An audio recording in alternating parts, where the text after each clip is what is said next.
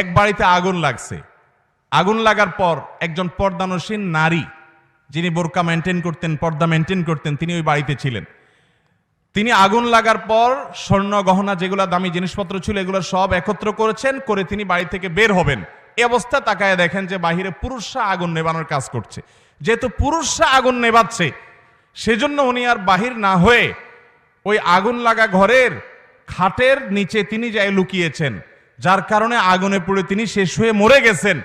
এই যে পর্দা করতে গিয়ে তিনি নিজের জীবনটাকে পর্যন্ত শেষ করে দিয়েছেন। পর্দা যারা করে তারা কত খারাপ, কত বাজে। এ হলো গল্প, এ হলো আপনার গল্পের নামে পর্দার বিদ্বেষ আমার সন্তানকে শেখানো হচ্ছে।